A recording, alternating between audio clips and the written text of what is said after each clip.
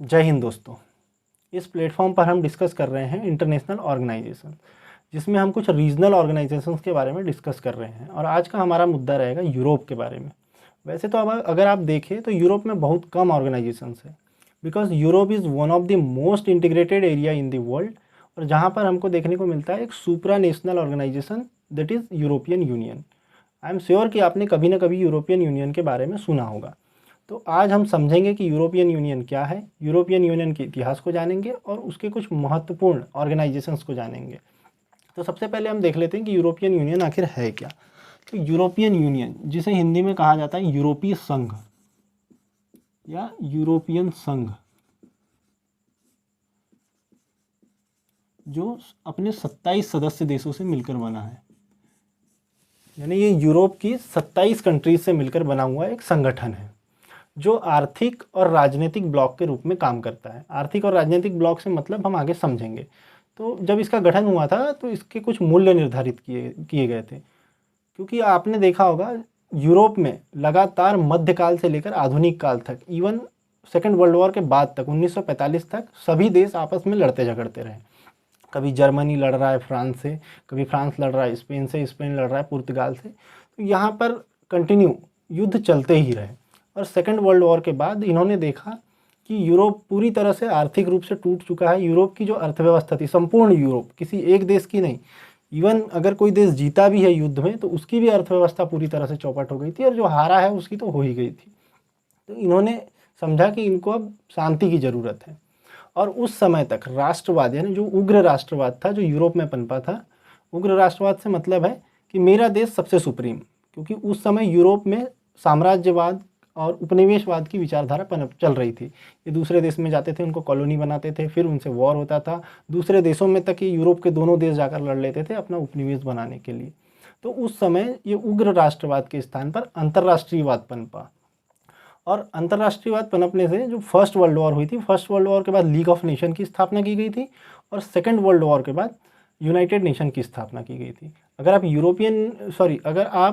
United nation और league of Nations के बारे में नहीं जानते हैं तो इसके पहले हमने कुछ सेशन किए हैं जिनके बारे में विस्तार से चर्चा की है।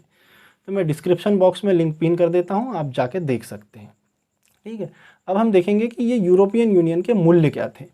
तो इसके महत्वपूर्ण मूल्यों में या इसकी जो वैल्यूज़ थी उसमें रखा गया था कि यूरोप के जो सिटीजन हैं, यूरोप के जो लोग हैं, उनको स्थानांतरण की स्वतंत्रता देना, यानी मूवमेंट फ्रीडम, ये आसानी से यूरोप में कहीं भी भ्रमण कर सकते हैं आबाद रूप से।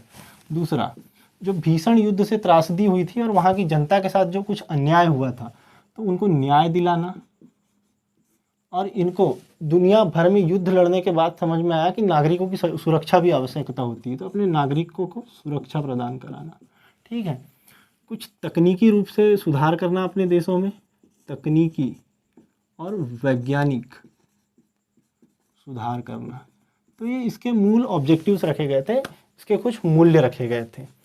अब हम देखते हैं कि क्या यूरोपियन यूनियन का गठन एक दिन में हो गया या एक साल में हो गया।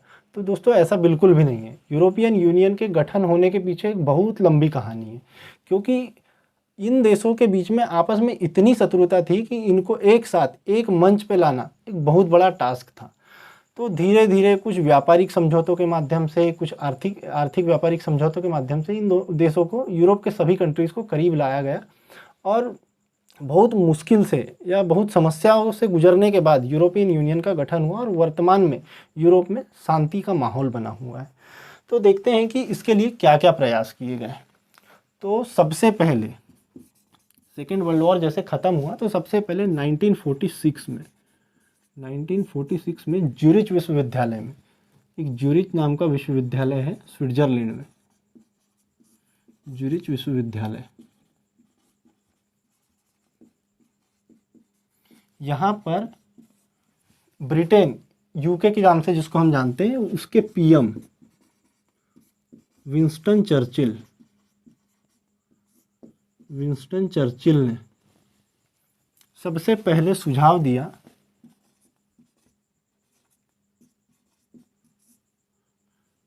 ये ब्रिटेन के पीएम थे। इन्होंने सबसे पहले सुझाव दिया कि जैसे यूनाइटेड स्टेट्स ऑफ अमेरिका है वैसे यूनाइटेड स्टेट्स ऑफ यूरोप बनाया जाए। लेकिन इस बात पर कोई ख़ास अमल नहीं किया गया, इनकी बातों पे कोई ख़ास ध्यान दिया नहीं गया। उसके बाद मैं इसको पहले मिटा लेता हूँ, क्योंकि हम एकदम बेसिक से स्टार्ट करेंगे कि कैसे इसका गठन हुआ। विंस्टन चर्चिल के जो प्रयास था, या विंस्टन चर्चिल का जो सुझाव था, उस पर तो कोई ख़ास अमल किया नहीं गया, लेकिन यूरोप को एक बात समझ में आ गई थी कि हमको ऐसा कोई संगठन तो बनाना ही पड़ेगा। तो 1952 में, 1952 में एक पेरिस की संधि होती है, पेरिस की संधि। और पेरिस की संधि में निर्धारित किया जाता है कि हम एक ऐसा एक व्यापारिक संगठन का निर्माण करेंगे। देखिए, इन देशों के मध्य इतनी दुश्मनी थी कि उनको आपस में जोड़ना या एक दूसरे के करीब लाने का एकमात्र साधन उनको समझ में आया कि व्यापार।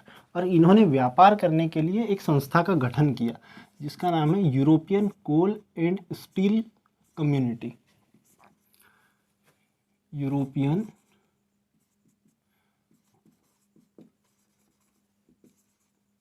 कोल एंड स्टील कम्युनिटी,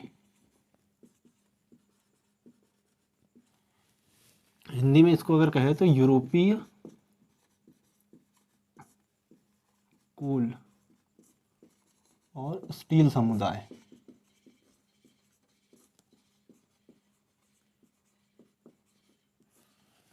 इसका जब गठन किया गया था तो इसका गठन 6 देशों ने मिलकर किया था। अच्छा, मैं आपको एक निमोनिक बता देता हूँ या एक ट्रिक बता देता हूँ, जिससे आप इन 6 देशों को क्रमशः याद रख सकते हैं। अगर इनको आप याद रखना चाहते हैं तो इसके लिए एक ट्रिक है जो मैंने बनाई है, बिन लफ्ज नाम की ट्रिक है। इससे आप 6 देश को याद रख सकते हैं जो इस समुदाय का गठन करने के लिए उत्तरदायी थे। तो इसमें पहला था बेल्जियम,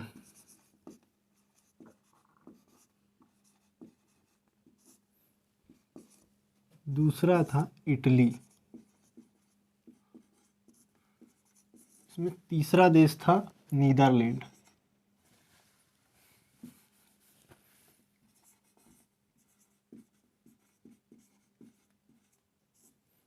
चौथा देश था लग्जमबर्ग,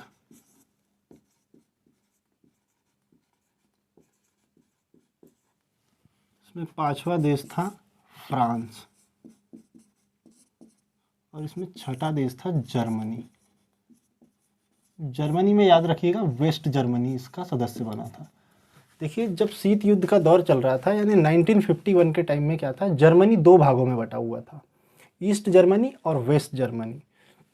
तो ये जो वेस्ट जर्मनी था, ये यूरोप के कब्जे में था या यूरोप के प्रभुत्व में शामिल हुआ करता था, इसीलिए इसको इस संगठन का हिस्सा बनाया गया। और जो वेस्ट जर्मनी था उस पर जो ईस्ट जर्मनी था उस पर रसिया का प्रभाव था। तो इसमें जो शामिल हुआ था वो था वेस्ट जर्मनी। तो आप ये 6 देशों को याद रखिएगा, Belgium, Italy, Netherlands, Luxembourg, France, Germany. ठीक, अब हम आगे देखते हैं कि इसका काम क्या था। तो इसका काम कुछ नहीं था, सभी देशों को एक मंच पर लाना और व्यापार करना, यानी जैसे इसका नाम है European coal and steel community या समुदाय। तो ये व्यापार करने के लिए बनाया गया एक संगठन था। अब इसके बाद इन देशों को अभी भी कुछ और काम करने थे, या इनको करीब लाने के लिए कुछ और व्यापारिक सुधार करना था। तो वर्ष 1957 में, 1957 में एक और संधि होती है जिसे जाना जाता है रोम की संधि के नाम से, रोम की संधि। और रोम की संधि के माध्यम से एक और संगठन बनाया जाता है, शामिल यही देश रहते हैं लेकिन एक नया संगठन बनाया जाता है, यूरोपियन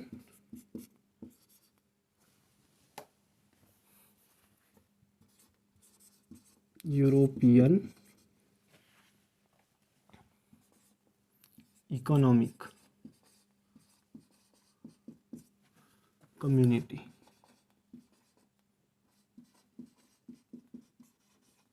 जिसका शॉर्ट फॉर्म है EEC। 1957 में पेरिस की संधि से यूरोपियन इकोनॉमिक कम्युनिटी का निर्माण किया गया। अब यूरोपियन इकोनॉमिक कम्युनिटी जो है, या यूरोपीय आर्थिक समुदाय, इसका निर्माण इसीलिए किया गया था ताकि ये जो सभी देश है, अब संगठन तो बना लिए हैं लेकिन अभी भी स्थिति ऐसी थी कि अगर फ्रांस को इटली से व्यापार देना है तो बहुत अधिक सीमा शुल्क लगता था, या जो एक्साइज ड्यूटी लगती थी, जितने भी टैक्सेस लगते थे, इंटरनेशनल टैक्सेस। तो ये जो संस्था बनाई गई थी, इसका मूल्य उद्देश्य रखा गया था, जैसे आज फ्री ट्रेड एग्रीमेंट चलता है, यानी जो मुक्त व्यापार समझौता होता है, मुक्त व्यापार समझौता, उस टाइप की कंडीशन इनने डेवलप की और जो इसके सदस्य देश है इनके मध्य निर्धारित किया कि हम टैक्स फ्री कर देंगे। ये जो 6 देश है, अब तक इसमें 6 देश थे, तो इन 6 देशों की सीमाओं में व्यापार करने पर सभी व्यापार को टैक्स फ्री कर दिया गया। यानी यहाँ पर सीमा शुल्क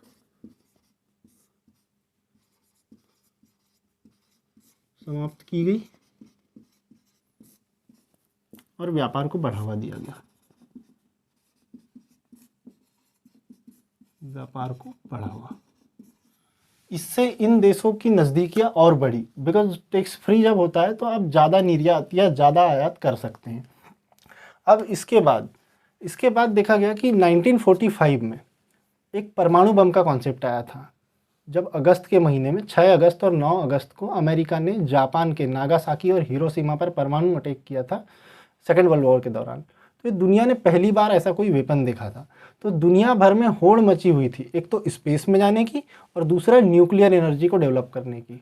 तो इन देशों के मन में भी आया कि हम भी न्यूक्लियर एनर्जी को डेवलप करेंगे, और न्यूक्लियर एनर्जी को डेवलप करने के लिए इन्हें 1957 में ही इन्होंने एक और संस्था का गठन किया जिसका नाम था European European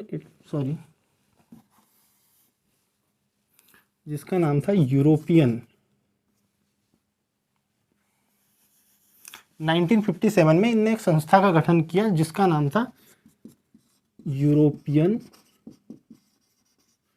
atomic energy community. यानी कि यूरोपीय, हिंदी में भी लिख देता हूँ मैं यहाँ, यूरोपीय परमाणु ऊर्जा समुदाय। ये एक और नया संगठन बनाया गया इनके द्वारा, ठीक है। और इस संगठन का उद्देश्य इन्होंने क्या रखा कि जो भी ये परमाणु में डेवलपमेंट करेंगे, यानी न्यूक्लियर एनर्जी या एटॉमिक एनर्जी में ये जो भी प्रोडक्शन करेंगे, तो ये इनके जो सदस्य देश है इनमें तो उसको यानी आपस में मिलके ये प्रोडक्शन करेंगे तो आपस में बांट लेंगे। लेकिन अगर इन्होंने कभी ऐसा हुआ, इन्होंने एक प्लान बनाया कि कभी अगर हम प्रोडक्शन करते हैं और सरप्लस प्रोडक्शन हो जाता है, यानी अतिरेक आ जाता है उत्पादन में, तो हम आपस में हम अपनी ज़रूरतें तो पूरी करेंगे, उसके बाद जो बची हुई न्यूक्लियर एनर्जी है इसको विदेशों में एक्सपोर्ट करेंगे। तो यहाँ से व्यापार को और बढ़ावा मिला। तो इन्होंने क्या किया, सदस्य देश को परमाणु ऊर्जा साझा करेंगे,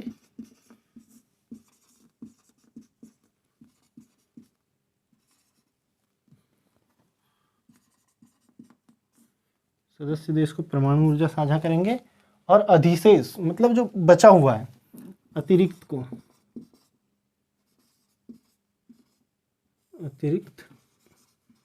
अन्य देशों को निर्यात करेंगे।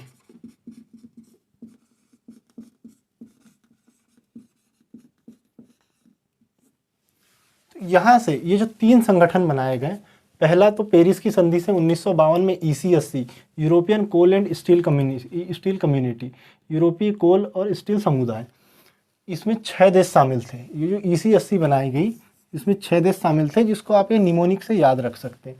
पहला Belgium, Italy, Netherlands, Luxembourg, France और जर्मनी, ठीक है। इन 6 देशों का काम क्या था, व्यापार करना। तो चूँकि ये एक दूसरे के करीब आना चाहते थे, एक मंच स्थापित करना चाहते थे यूरोप में शांति बनाने के लिए, तो इन्होंने व्यापार से शुरुआत की इसकी। फिर 1957 में रोम की संधि की गई। रोम की संधि के तहत यूरोपियन इकोनॉमिक कम्युनिटी यानी EEC का गठन किया गया। EEC का मुख्य उद्देश्य क्या था, जस्ट लाइक आज के टाइम में जो आप देखते हैं FTA, फ्री ट्रेड एग्रीमेंट, मतलब वर्तमान में अगर आप देखें तो भारत ब्रिटेन के साथ जो ट्रीटी करने जा रहा है फ्री ट्रेड एग्रीमेंट की, यानी अगर हम ब्रिटेन से कुछ भी आयात करेंगे तो हमको कोई सीमा शुल्क नहीं, ब्रिटेन से अगर हम आयात करेंगे तो उससे हम सीमा शुल्क नहीं ले सकते, और अगर हम ब्रिटेन में कुछ भी निर्यात करेंगे तो ब्रिटेन हमसे सीमा शुल्क या एक्साइज ड्यूटी नहीं लेगा। तो ऐसे ही कुछ एक समझौता किया गया, ठीक। फिर टाइम आता है 1957 का। तो 1957 में 1945 में क्या हुआ था कि परमाणु के प्रति और अंतरिक्ष के प्रति दुनिया भर में एक लालसा जागी कि हम भी अमेरिका की तरह परमाणु हथियार डेवलप करेंगे, अमेरिका की तरह अंतरिक्ष में या स्पेस में कुछ रिसर्च करेंगे। तो इन्होंने एक यूरोपियन एटॉमिक एनर्जी कम्युनिटी की स्थापना की, यानी यूरोपीय परमाणु ऊर्जा समुदाय को बनाया। और इसमें इन्होंने डिसाइड किया कि जो भी हम एटॉमिक एनर्जी का प्रोडक्शन करेंगे तो उनको सभी जो 6 देश थे सभी मिलकर आपस में बांट लेंगे। उसके बाद अगर शेष कुछ बच जाता है तो अब हम उसका निर्यात करेंगे, ठीक है। और इसको ये जो 1957 में बनाया गया था, इसको एक और नाम से जानते हैं, यूराटॉम या यूरोटॉम के नाम से जानते हैं इसको। तो ये याद रखिएगा, जो 1957 में यूरोपियन एटॉमिक एनर्जी कम्युनिटी बनाई गई थी उसको यूराटॉम के नाम से भी जाना जाता है। अब हम आगे देखते हैं। हमने 3 संगठन की स्थापना पढ़ ली अब तक, और ये तीनों पूर्णतः आर्थिक संगठन थे, क्योंकि लास्ट वाला भी जो था परमाणु से संबंधित वो भी एक आर्थिक संगठन ही था। अब हम आगे की बात करते हैं कि आगे और क्या क्या हुआ और कैसे कैसे यूरोपियन यूनियन तक कहानी पहुंची। अब हम देखते हैं कि आगे और क्या हुआ। तो 1965 में, अभी तक हमने पढ़ा कि हमने 3 संगठन की स्थापना की थी। 1965 में एक और संधि हुई या एक और ट्रीटी हुई जिसे ब्रसेल्स की संधि कहते हैं। 1965 में ब्रसेल्स विलय संधि,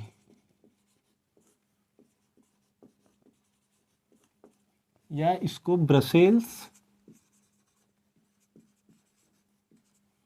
मर्जर ट्रीटी के नाम से भी जानते हैं। ब्रसेल्स मर्जर ट्रीटी, आपको नाम से ही समझ में आ रहा है कि किन्हीं संस्थाओं का मर्ज किया होगा। तो अभी तक हमने जो 3 संस्था पढ़ी थी, सबसे पहली हमने पढ़ी थी ECSC यानी European coal and steel community. दूसरी हमने पढ़ी थी EEC यूरोपीय इकोनॉमिक कम्युनिटी। और तीसरी हमने पढ़ी थी यूरोपीय एटॉमिक एनर्जी कम्युनिटी। इन तीनों को 1965 में ब्रसेल्स की विलय संधि के तहत एक संस्था बना दिया गया, मतलब एक में जोड़ दिया गया। और इन तीनों का संयुक्त रूप से एक नया नाम दिया गया EC यानी यूरोपियन कम्युनिटी। अभी तक यूरोपियन यूनियन का कोई ऑफिशियल नाम आया नहीं है। ये यूरोपियन कमीशन है जो है, ये समझो मूल इसकी नींव है, इसकी वास्तविक नींव यहाँ से रखी जाती है यूरोपियन कमीशन से। इन तीनों को मर्ज करके अब इन तीनों के काम को एक संस्था में मर्ज कर दिया गया, और जो ये तीनों को काम सौंपे गए थे, इन तीनों के कार्यों को यूरोपियन कम्युनिटी संभालेगी, ठीक है। इसके बाद इसका सबसे पहली बार विस्तार 1973 में हुआ। इसका पहली बार विस्तार, ये जो संस्था बनी थी, जो ECSC से जिसका निर्माण हुआ था 1951 में, उसका पहला विस्तार 1973 में हुआ, जब UK यानी ब्रिटेन, आयरलैंड और डेनमार्क, ये 3 कंट्री, इनको याद रखिएगा, 1973 में ये 3 कंट्री यूरोपियन कम्युनिटी से ज्वाइंट हुई, और ये पहला इसका विस्तार था, यानी इसमें नए सदस्य जुड़े थे, ठीक है। अब इसके बाद हम आगे देखते हैं कि ये जो नए सदस्य जुड़े, अब नई विचारधारा आई, इनको भी लगा कि जैसे इन्होंने फ्री ट्रेड एग्रीमेंट किया तो दूसरे देशों की इच्छा हुई इनको ज्वाइन करने की, तो इनने सोचा कि हम कुछ और डेवलपमेंट करेंगे जिससे यूरोप के अन्य देश अपनी इच्छा व्यक्त करें कि हम यहाँ आ सकते हैं या अन्य देश आने के लिए उत्सुक होंगे। तो इन्होंने 1985 में एक और काम किया कि जो स्थानांतरण स्वतंत्रता है या जो मूवमेंट के फ्रीडम है उसके लिए काम किया। 1985 में इन्होंने मूवमेंट ऑफ फ्रीडम,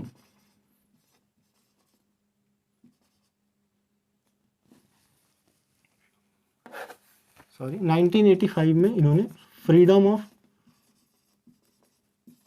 मूवमेंट के लिए काम किया।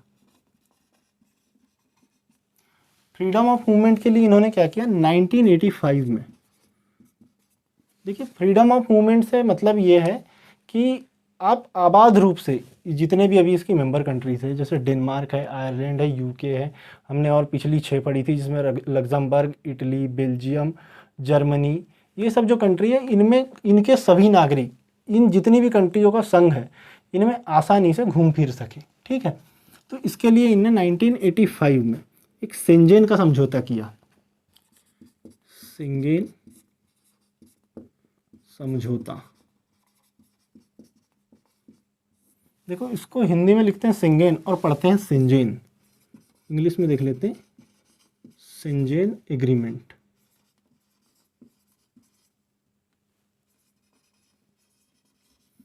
शेंजेन एग्रीमेंट किया और इसमें इन्होंने निर्धारित किया एकल वीज़ा और एकल पासपोर्ट का नियम बनाया। मतलब ये जितनी भी कम्युनिटी की कंट्रीज़ हैं इनके लिए एक पासपोर्ट, अगर इनके पास कोई भी एक पासपोर्ट है तो वो सभी देशों में चल जाएगा। और दूसरा, एक वीज़ा का प्रावधान किया गया। एक वीज़ा का प्रावधान मतलब एक सिंगल वीज़ा रहेगा। अगर आपको यहाँ से अगर इटली जाना है तो आपको एक सिंगल वीज़ा लेना पड़ेगा। उसी वीज़ा पे आप इटली भी जा सकते हैं, जर्मनी भी जा सकते हैं, फ्रांस भी जा सकते हैं, यूके, आयरलैंड, डेनमार्क, सभी जगह पर आप एक ही वीज़ा ले सकते हैं और जा सकते हैं।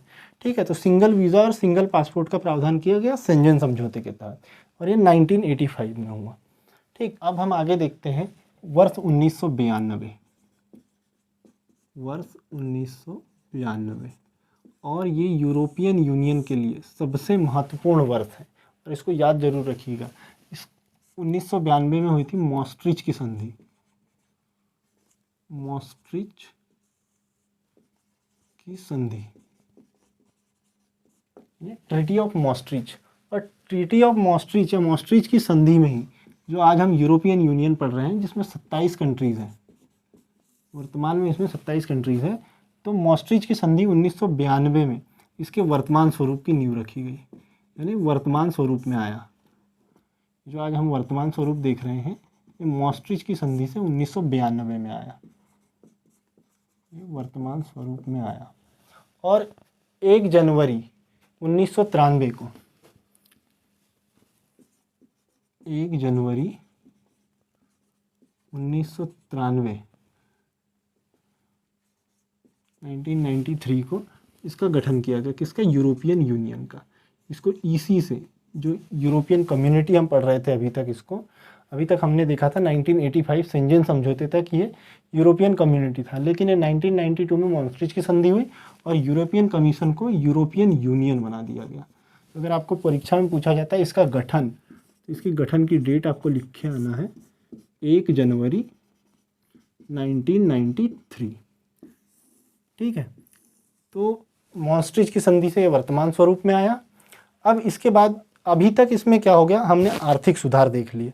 आर्थिक सुधार में हमने देख लिया ECSC देख लिया, EEC देख लिया, EAEC देख लिया, यानी जो परमाणु के लिए हुआ था, एक सीमा शुल्क को हटाने के लिए हुआ था, एक व्यापार के लिए, यानी व्यापार को स्टार्ट करने के लिए हुआ था। तो ये तो पूरी तरीके से आर्थिक चीज़ें देख ली हमने।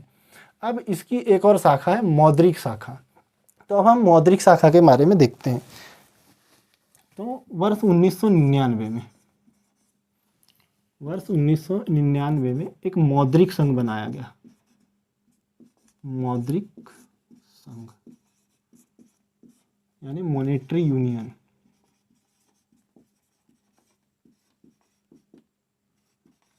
भाई ऑब्वियस सी बात है कि अब इतना व्यापार कर रहे हैं ये, इतने सारी इन्होंने आर्थिक संस्थाओं का निर्माण किया, तो सीधी सी बात है भाई पैसे देने की तो बात कर ही लो। व्यापार तो करे जा रहे हैं, पैसे की कोई बात ही नहीं है। इन्होंने यानी फ्रीडम ऑफ मूवमेंट भी दे दिया, FTA भी कर दिया, मतलब FTA जैसी व्यवस्था कर दिया कि सभी देश आपस में मिलकर व्यापार कर सकते हैं, कोई सीमा शुल्क नहीं लगेगा। लेकिन सबसे बड़ी बात तो यहाँ पे हो गई मुद्रा की। अभी तक कोई मौद्रिक संघ बना नहीं था, मौद्रिक नीति आई नहीं थी, 1999 में इसको लाया गया। क्योंकि अब आप इमेजिन करिए कि आप भारत में रहते हैं, जैसे अभी वर्तमान भारत की स्थिति है कि हमारे जो राज्य है, सभी राज्य एक केंद्र सरकार के अधीन काम करते हैं।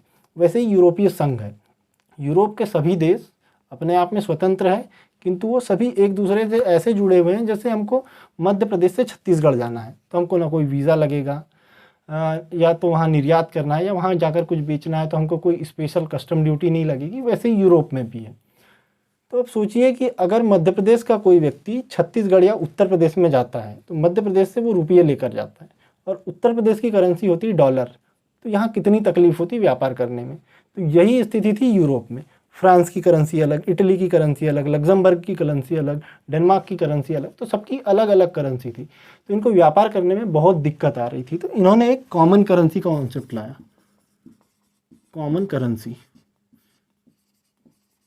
कॉमन करेंसी मॉडल लाया, जिसको कहते हैं मौद्रिक संघ बनाया और कॉमन करेंसी मॉडल लाया। और सभी देशों से कहा कि आप अपनी एक ही मुद्रा को अपनाओ, और कॉमन करेंसी बनाई गई यूरो को। तो यूरोपियन यूनियन के 27 देशों में से अब तक कुल 20 देश यूरो को अपनी नेशनल करेंसी या अपनी राष्ट्रीय मुद्रा घोषित कर चुके हैं। बचे शेष 7 देश ऐसे हैं जो अभी तक यूरो को अपनी राष्ट्रीय मुद्रा नहीं मानते हैं। और ये जो यूरो को अपनी राष्ट्रीय मुद्रा मानने वाले 20 देश हैं, इनको कहा जाता है यूरोजोन। तो इसको याद रखिएगा, ये प्रीवियस ईयर क्वेश्चन पेपर जब आपने सॉल्व किया होगा कभी तो देखा होगा, इससे रिलेटेड बहुत सारे प्रश्न आए हुए हैं। लगभग 2-3 एग्जाम्स के पेपर तो मैंने खुद देखा है जिनमें यूरोजोन के बारे में पूछा गया है। तो यूरोजोन क्या है? यूरोजोन यूरोपियन यूनियन के अंतर्गत एक संगठन है जिसमें यूरो को अपनी राष्ट्रीय करेंसी मानने वाले देशों को रखा गया है। यानी जो यूरो को अपनी राष्ट्रीय करेंसी मानते हैं 20 देश, उनको यूरोजोन के नाम से जाना जाता है। यूरोजोन यूरोपियन यूनियन के बाहर का संगठन नहीं है, यूरोपियन यूनियन के अंदर ही रहकर कार्य करता है, और ऐसे देशों को कहा जाता है जो यूरो को अपनी राष्ट्रीय मुद्रा मानते हैं। ठीक है, तो यहाँ पर इनकी कॉमन करेंसी हो गई और 20 देश यूरो को अपनाते हैं। बाकी जो 7 देश है हम कभी डिस्कस करेंगे डेडिकेटेडली, जब हम यूरोप को कभी पढ़ेंगे तो डिस्कस करेंगे कि इनका क्या स्टैंड है, ये यूरो को क्यों अपनी राष्ट्रीय मुद्रा अभी तक नहीं बना पाए। ठीक, तो हमने देख लिया 1999 में मौद्रिक संघ बना। अब समय आता है 2007 का। 2007 यहाँ दिखेगा नहीं आपको, मैं इसको मिटा लेता हूँ पहले।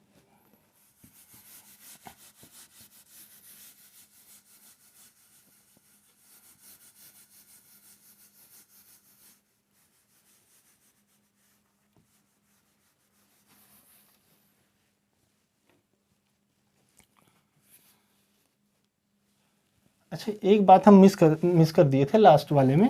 जो 1999 में मौद्रिक संघ बना था और जो यूरो का कॉन्सेप्ट आया था, एक कॉमन करेंसी बनाने का कॉन्सेप्ट बिल्ड किया गया था, तो इन देशों ने 2002 से यूरो को कॉमन करेंसी बनाना चालू किया और धीरे धीरे इसमें देश जुड़ते गए। इसको इम्प्लीमेंट किया गया था 2002 में, जो मौद्रिक संघ है उसको। ठीक है, अब हम देखते हैं 2007।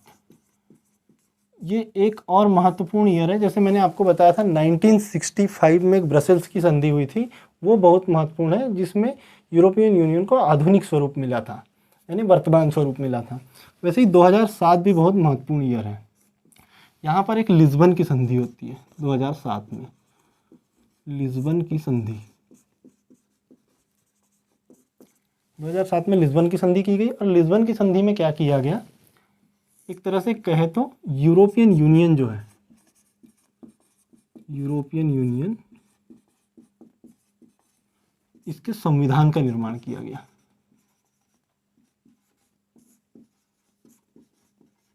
यूरोपियन यूनियन के संविधान का निर्माण, यानी इसको एक संवैधानिक आधार दिया गया 2007 में। अब हमने क्या क्या देख लिया, इसने अपनी आर्थिक बॉडीज़ यानी आर्थिक संस्थाओं का निर्माण कर लिया, इसने अपनी मौद्रिक संस्थाओं का निर्माण कर लिया। अब हम आगे देखेंगे इसकी पॉलिटिकल संस्थाएं। अब पॉलिटिकल संस्थाओं का बेस, पॉलिटिकल संस्थाएं कब आएगी, जब एक कानून बनाने के लिए कोई एक संगठित संविधान होगा या नियम कानून की कोई पुस्तक होगी, तब जाकर आप कोई नियम कानून बना सकते हैं और वहाँ पर राजनीति को इम्प्लीमेंट कर सकते हैं। तो 2007 में लिस्बन की संधि के तहत यूरोपियन यूनियन को एक संवैधानिक आधार दिया गया। ठीक है, तो अब हम देख लेते हैं अब हम आगे चल के देखते हैं इसकी कुछ महत्वपूर्ण स्ट्रक्चर्स के बारे में, यानी इसकी संरचनाओं के बारे में जानते हैं, पॉलिटिकल स्ट्रक्चर के बारे में। संविधान निर्माण कर लिया गया इसको पॉलिटिकल मान्यता दे दी गई। अब हम देखेंगे इसके कुछ महत्वपूर्ण पॉलिटिकल ऑर्गेनाइजेशन, और पॉलिटिकल ऑर्गेनाइजेशंस के बाद ही हमारा टॉपिक पूरी तरह से समाप्त हो जाएगा।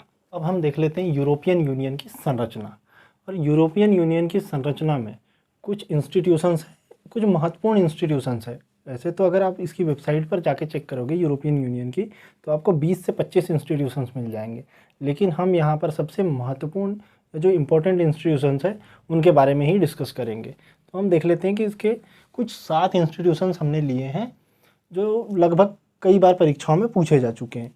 तो पहला है यूरोपियन परिषद, जो डिसीजन मेकिंग बॉडीज़ होती है इसकी, यूरोपियन परिषद यानी यूरोपियन काउंसिल। दूसरा है यूरोपियन संसद। तीसरा यूरोपियन आयोग, यूरोपियन संघ, यूरोपियन संघ का न्यायालय, यूरोपियन केंद्रीय बैंक, यूरोपियन न्यायालय का लेखा परीक्षक। ठीक है, तो हम इनमें से ये जो चार हैं, ये सबसे महत्वपूर्ण है, इनको डिस्कस करेंगे सबसे पहले। तो हम देखते हैं यूरोपियन परिषद। सबसे पहले इसकी संरचना में पहला हम देखते हैं यूरोपियन परिषद।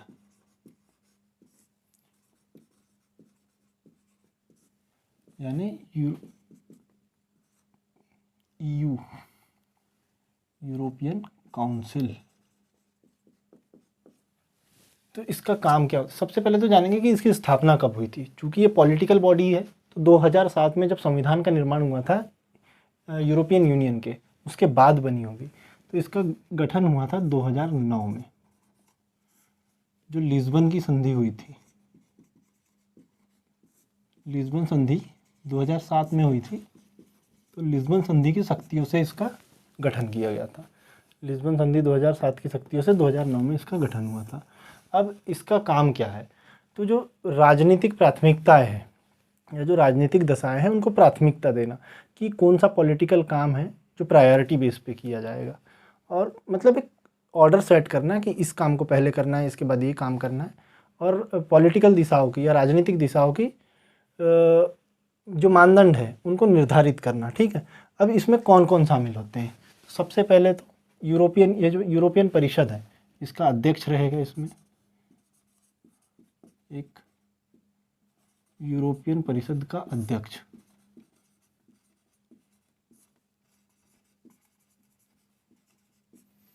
दूसरा इसमें रहेगा यूरोपियन आयोग, जिसको अभी हम आगे समझेंगे कि यूरोपियन आयोग क्या होता है। यूरोपियन आयोग का अध्यक्ष रहेगा, यूरोपियन आयोग की जो अध्यक्ष है अर्सला वॉन डेर है वर्तमान में। उसके बाद जो 27 सदस्य देश है, इसमें 27 सदस्य देश शामिल है, इसके राष्ट्राध्यक्ष यानी PM। ठीक, तो ये 3 लोग इसमें शामिल रहेंगे। अब अगला हम देख लेते हैं, पहला हमने देख लिया यूरोपियन परिषद, अब देखेंगे यूरोपियन संसद के बारे में। यूरोपियन संसद,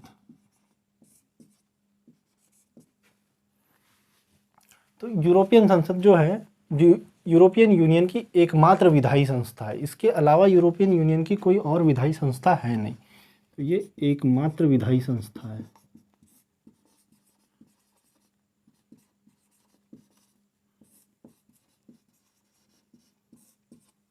ठीक, अब ये एकमात्र विधायी संस्था है, तो ये काम क्या करती है? कुछ कानूनों का निर्माण करती है। ठीक है, कुछ कानून, एक मिनट में पेन चेंज कर लेता हूँ। यूरोपियन संसद जो है वो एकमात्र विधायी संस्थान है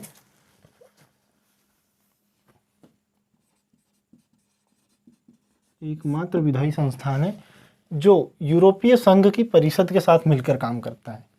ये जो अपने विधायी कार्य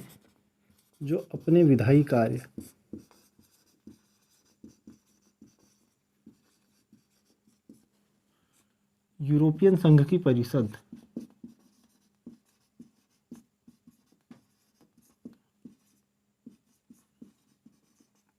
की सहायता से करता है। ठीक है, तो इसके कार्य करने का तरीका हो गया। अब समझ लेते हैं कि इसमें क्या क्या होता है। तो ये एक संसद है, तो ऑब्वियस सी बात है कि इसमें कुछ मेंबर्स बैठेंगे, उनके इलेक्शंस भी होंगे। तो जो यूरोपियन यूनियन के सभी देश हैं, वहाँ से रिप्रेजेंटेशन आता है। तो 5 साल के लिए चुनाव कराए जाते हैं, 5 साल के लिए इनको चुना जाता है, 5 ईयर्स के लिए। ठीक, अब एक बात याद रखना है कि ये जो यूरोपियन संसद है, तो यूरोपियन संसद का जो प्रभाव रहता है, इसके जो सदस्य देश की जो संसद है, चूँकि इसके जो सदस्य देश है वो संप्रभु है, अपने आप में सोवरेन कंट्री है, वो इसके अधीन नहीं है, इसके साथ बस वो जुड़े हुए हैं एक औपचारिक समझौते के तहत। तो उन देशों की जो संसद है वो इससे ज़्यादा शक्तिशाली होती है। मतलब सदस्य देशों की जो संसद है, सदस्य देशों की संसद से कम शक्ति होती है इसमें। ठीक, ये पॉइंट याद रखिएगा। अब ये जो संसद है इसमें वोट कौन करता है? तो वोट में जितने भी ये यूरोपियन यूनियन के सदस्य देश है इसी के नागरिक करते हैं। तो यूरोपियन यूनियन के जो नागरिक हैं, यूरोपियन यूनियन के जो सिटीजन हैं, इनके पास दोहरी नागरिकता है। पहली तो इनके पास यूरोपियन यूनियन की नागरिकता है। जितने भी यूरोपियन संघ में देश आते हैं उन सब के पास दोहरी नागरिकता है। एक नागरिकता यूरोपियन यूनियन की हो गई और एक नागरिकता उनके खुद के देश की। मान लो कोई ब्रिटेन का है, खैर ब्रिटेन तो फिलहाल निकल चुका है यूरोपियन यूनियन से, फ्रांस की बात करते हैं, तो फ्रांस के नागरिक के पास एक यूरोपियन यूनियन की नागरिकता होगी और दूसरी फ्रांस की नागरिकता होगी। वैसे ही स्पेन, लग्जमबर्ग, इन सभी देशों के पास ये देश की, तो ये देश की यानी दोहरी नागरिकता का कॉन्सेप्ट कहाँ से आता है? यूरोपियन संसद से आता है। अब यूरोपियन संसद जो है वो 705 संसद सदस्यों के साथ दुनिया की सेकंड सबसे बड़ी संसद है। दुनिया की दूसरी सबसे बड़ी संसद है यूरोपियन संसद। और पहली कौन सी है? तो ऑब्वियसली हमारा इंडिया। तो जो इंडिया की संसद है, इंडिया की संसद है वो पहली है। मतलब इंडियन पार्लियामेंट में कितनी सीट है? 545 प्लस 245, यानी लगभग 790 सीटों के साथ अभी भी भारत फर्स्ट नंबर पर है संसद की सीट में। ठीक है, और दूसरी सबसे बड़ी है यूरोपियन यूनियन की संसद। अब हम इसका तीसरा ऑर्गन देख लेते हैं, या जो इसका तीसरी बॉडी है यूरोपियन आयोग के बारे में देख लेते हैं। तो यूरोपियन आयोग या यूरोपियन कमीशन, तो दोस्तों ये जो यूरोपियन आयोग होता है यह एक कार्यकारी बॉडी होती है, एग्जीक्यूटिव बॉडी होती है, जो रिस्पॉन्सिबल होती है विधायी कार्यों के लिए या विधायी प्रक्रियाओं के लिए। जैसे हमारी संसद में क्या होता है, अगर कोई प्रस्ताव लाना है या कोई कानून बनाना है तो उसके लिए प्रस्ताव कोई भी संसद ला सकता है, जो कोई भी सांसद होता है वो ला सकता है, या कोई भी पार्लियामेंट का जो भी मेंबर है वो प्रस्ताव ला सकता है। लेकिन यूरोपियन यूनियन की जो संसद है उसमें प्रस्ताव जब भी लाया जाएगा तो यूरोपियन आयोग के द्वारा लाया जाएगा। ठीक है, तो इसके कार्य क्या होते हैं? इसके कार्य होते हैं विधान या कानून का प्रस्ताव लाना। ठीक, प्रस्ताव लाएंगे। इसका दूसरा काम होता है कि जो भी दैनिक कार्य है वहाँ के दैनिक कार्यों का प्रबंधन करना, दैनिक कार्यों का प्रबंधन या मैनेजमेंट करना। ठीक, और इसका एक और काम होता है, जैसे कि अब हमने कोई प्रस्ताव लाया है या कोई भी निर्णय है जो यूरोपियन यूनियन में निर्णय लेना है, तो जब कोई निर्णय ले लिया गया है तो उस निर्णय को लागू करना। तीसरा काम हो जाता है इसका निर्णयों को लागू करना।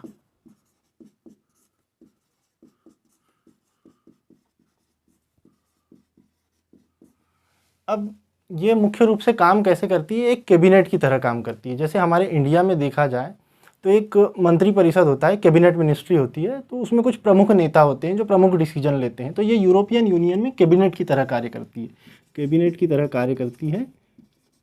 और ये कैबिनेट मिनिस्ट्री जो बनाती है, कैबिनेट मिनिस्ट्री बनाती है, इसके जो 27 सदस्य राष्ट्र हैं इसके राष्ट्राध्यक्षों के साथ मिलकर, ये 27 रहते हैं इसके सदस्य, और इसमें एक अध्यक्ष होती है, एक अध्यक्ष। ऐसे टोटल 28 मेंबर्स होते हैं यूरोपियन आयोग में। तो ये अध्यक्ष, वर्तमान में जो इसकी अध्यक्ष है या अध्यक्षा कहा जाएगा उनको, अर्सला वॉन डेर इसकी वर्तमान अध्यक्ष है। ठीक है, अब हम आगे देखेंगे हमारा चौथा और अंतिम जिसको हम ब्रीफली डिस्कस करने वाले हैं वो है यूरोपीय संघ की परिषद। यूरोपीय संघ की परिषद, यूरोपीय संघ,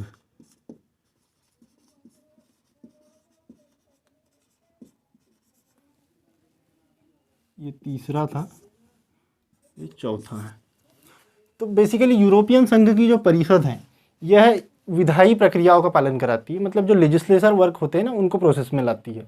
और ये काम, ये कुछ अलग से अंग नहीं है, ये जो है हमने अभी पढ़ा था यूरोपियन संसद, ये यूरोपियन संसद का भाग है।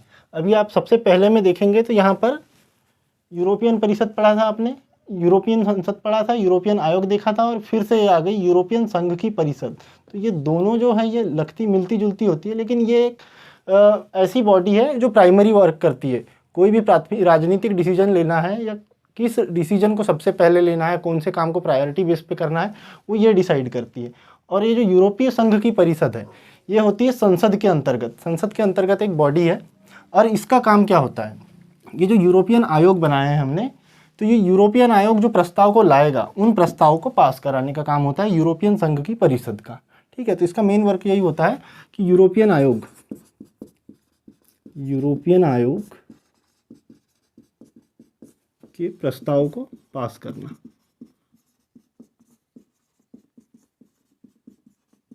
और इसमें होते हैं 27 मेंबर्स, इसमें 27 मेंबर होते हैं। और 27 मेंबर कौन होंगे, ऑब्वियसली वही होंगे जो यूरोपियन यूनियन सदस्य हैं, उनके राष्ट्राध्यक्ष या उनके प्रमुख। तो इसमें क्या होता है, अगर यूरोपियन आयोग ने कोई ऐसा कानून लाया जो कृषि से संबंधित है, कृषि सुधार के लिए यूरोपियन यूनियन ने कोई नया कानून लाया, तो वो कानून यहाँ से प्रस्ताव रखा जाएगा संसद में, और उसको पास करने के लिए यूरोपियन संघ की परिषद जिम्मेदार होगी। तो यूरोपियन संघ की परिषद में होगा क्या, अगर कृषि से रिलेटेड बिल है तो इन सभी 27 देशों के कृषि मंत्री इसमें भाग लेंगे। सभी 27 देशों के जो इसके 27 सदस्य वो कृषि मंत्री इसमें भाग लेंगे। और चूंकि बिल या कानून जो आया है वो कृषि से संबंधित है, तो ये जो है यूरोपीय संघ की परिषद या यूरोपियन यूनियन की काउंसिल, ये हो जाएगी कृषि की परिषद हो जाएगी, या फार्मर काउंसिल हो जाएगी, कृषि से संबंधित काउंसिल बन जाएगी। ठीक है, एग्रीकल्चर काउंसिल कहा जाएगा इसको, एग्रीकल्चर काउंसिल। ठीक, तो अब अगर कृषि से रिलेटेड बिल है तो एग्रीकल्चर काउंसिल हो गई, और अगर लेबर से रिलेटेड बिल लाए, जैसे कोई श्रम को लेकर कानून लाया, तो यहाँ पर कृषि मंत्री की जगह लेबर मिनिस्ट्री आ जाएगी और ये लेबर काउंसिल बन जाएगी। तो ये अपने काम के हिसाब से चेंज होते रहती है। जिस भी क्षेत्र में आपको बिल बनाना है या जिस भी क्षेत्र के कानूनों को पास करवाना है तो उस हिसाब से मॉडिफाई कर ली जाएगी। ठीक है, तो अब हम देख लेते हैं कि यूरोपियन यूनियन में कानून बनाए कैसे जाते हैं। ये तो हमने इसकी सभी 4 प्रमुख इंस्टीट्यूशंस को समझ लिया। अब हम देखेंगे कि इसमें कानून बनाया कैसे जाता है।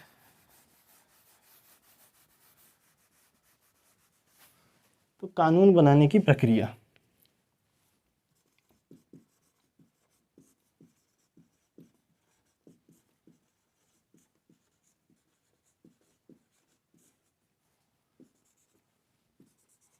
कानून बनाने की प्रक्रिया में होता यह है कि सबसे पहले जो प्रस्ताव लाया जाता है वो यूरोपियन आयोग द्वारा लाया जाता है, जो अभी हमने तीसरा इंस्टीट्यूशन समझा था उसके द्वारा।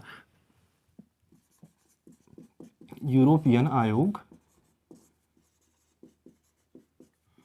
इसमें प्रस्ताव लेकर आएगा, इसने प्रस्ताव लाया।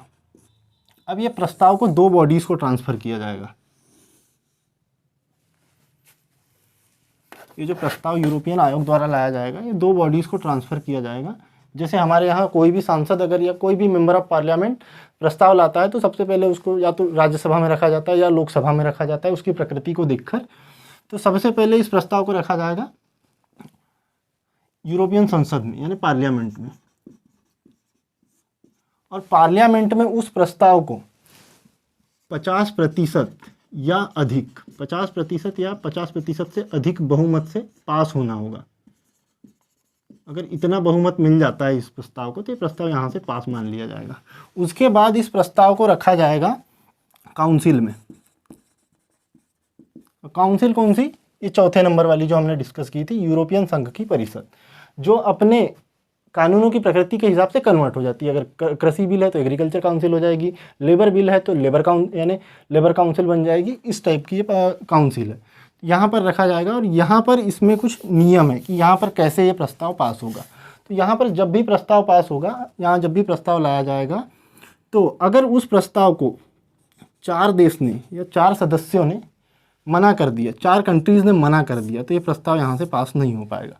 अगर कम से कम 4 लोगों ने मना कर दिया, 1 मना करेगा तो हो जाएगा, 2 मना करेगा तो भी हो जाएगा, 3 ने भी मना कर दिया तो हो जाएगा, लेकिन अगर मना करने वालों की संख्या 4 हो गई तो ये प्रस्ताव यहाँ से पास नहीं हो पाएगा। ठीक है। और दूसरा, ये जो इसके 27 मेंबर्स हैं, 27 मेंबर का कम से कम 55% रिप्रेजेंटेशन, यानी 55% प्रतिनिधित्व चाहिए होगा इस प्रस्ताव को पास करने के लिए। अब ये दोनों जगह से पास हो जाएगा और ये कानून बन जाएगा। तो ये यूरोपियन यूनियन की कानून बनाने की प्रक्रिया है। ठीक है। तो यहाँ पर हमारा यूरोपियन यूनियन के जितने भी इंपॉर्टेंट इंस्टीट्यूशंस थे वो सब कंप्लीट कर लिए। अब कुछ छोटे छोटे इंस्टीट्यूशन हैं जिनके बारे में हमको एक एक लाइन में समझना है कि ये क्या होते हैं।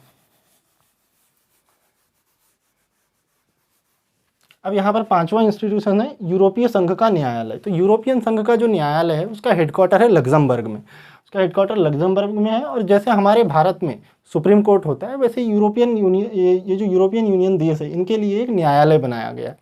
तो यहाँ पर जैसे इन सभी देशों के अपने अलग अलग सुप्रीम कोर्ट्स इनके देश में अवेलेबल है, लेकिन इसको इसलिए बनाया गया है क्योंकि जब बड़े स्केल पर कुछ होगा, कोई भी मैटर होगा, इनमें कोई भी कॉन्ट्राडिक्शंस होगी तो उसको यूरोपियन संघ का न्यायालय सुलझाएगा।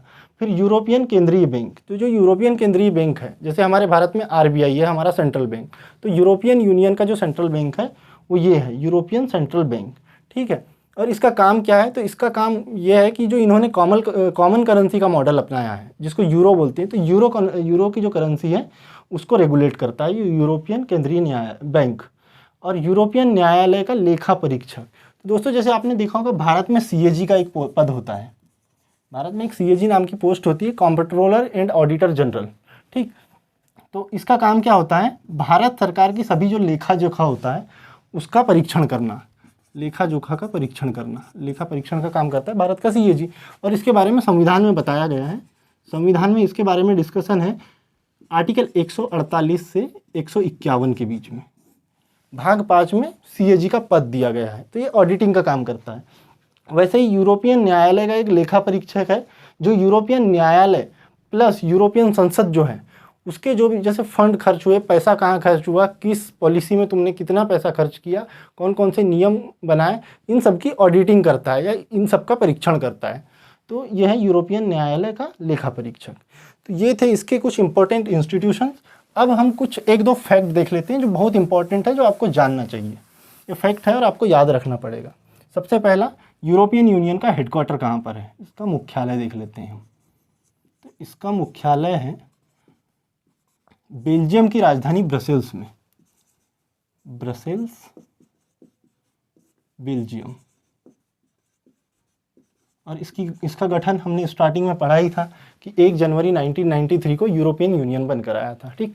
अब दूसरा फैक्ट देख लेते हैं, इसमें ज्वाइंट होने वाला अंतिम देश वर्ष 2013 में सबसे अंतिम देश इसमें ज्वाइन हुआ था जिसका नाम है क्रोएशिया। क्रोएशिया। और ये जो था ये 28वां सदस्य बना था, यूरोपियन यूनियन का 28वां सदस्य बना था। अब आप कहेंगे जब यूरोपियन यूनियन में सदस्य ही 27 है तो ये क्रोएशिया 28वां सदस्य क्यों बना?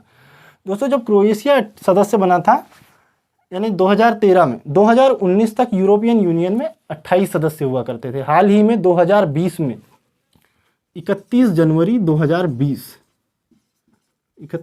2020 के दिन यूके या जो ब्रिटेन है इसने अपने आप को यूरोपियन यूनियन से बाहर कर लिया और सदस्य संख्या क्या हो गई? पुनः 27 सदस्य हो गए। ठीक है।